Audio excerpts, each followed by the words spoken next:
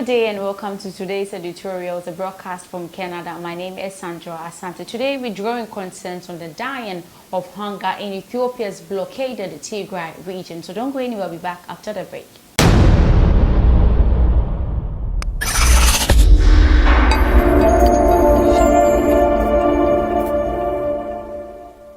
You're welcome back from the break. Thank you so much for staying with me. So in part of Ethiopia's Tigray region, people now eat only green leaves for days. At a health center last week, a mother and her newborn weighing just 1.7 pounds died from hunger. In every district of more than 20 where one age group works, residents have starved to death. For months, the United Nations has warned of famine in this embattled corner of northern Ethiopia, calling it the world's worst hunger crisis in a decade.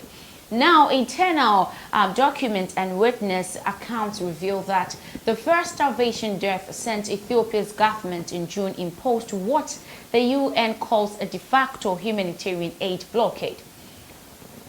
Forced starvation is the latest chapter in a conflict where ethnic Tigrayans have been massacred, ganked, raped, and expelled. Months after crops were burned and communities stripped bare, a new kind of death has set in.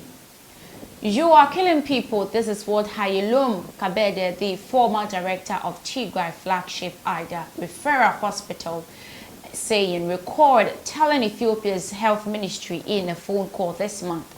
They said, yeah, okay, we will forward it to the Prime Minister. What can I do? I just cried, he explained. So he shared with the Associated Press photos of some of 50 children receiving very intensive care because of malnutrition.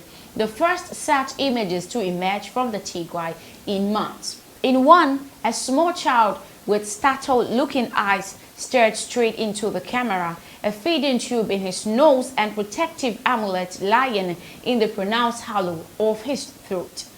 Medicines have also run out. It is almost running out, and hospital staffers haven't been paid since June. This is what Hayulon is saying. So conditions elsewhere for Tigray, 6 million people, are often worse. The blockade and the starvation that comes with it mark a new phase in the 10-month war between Tigray forces and the Ethiopian government along with its allies. Now, the United States has issued an ultimatum.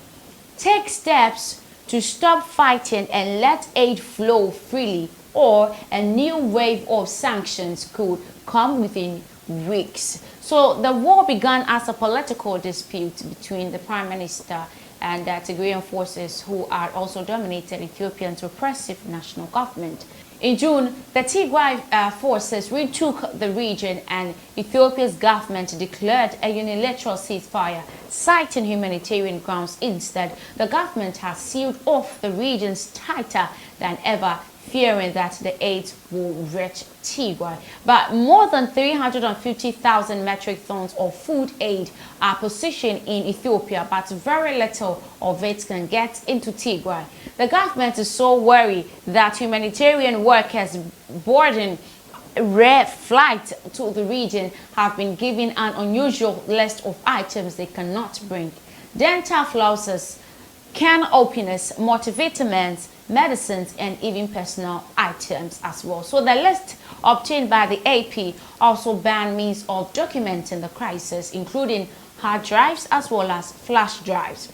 Photos and videos from Tigray have disappeared from social media since June as aid workers and others facing intense searches by authorities fear being caught with them on their devices. Tigray has returned to darkness with no telecommunications, no internet, no banking services, and very little aid. Ethiopia's Prime Minister and other senior officials have denied there is hunger in Tigray.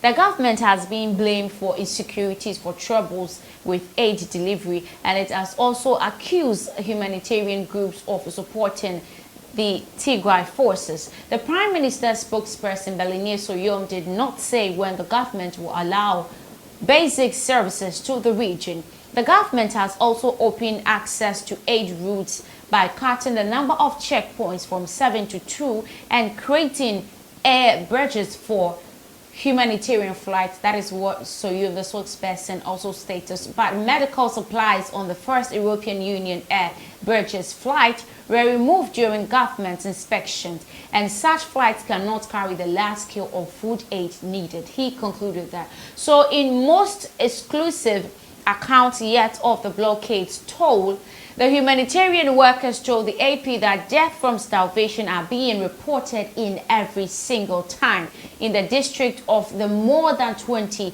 in Tigray, where one aid group operates. The group had run out of food, aid, and fuel. The workers, like others, spoke on conditions of anonymity for fear of retaliation. Currently, there are devastating reports coming from every corner. The aid group wrote to a donor in August, according to documents shared with AP.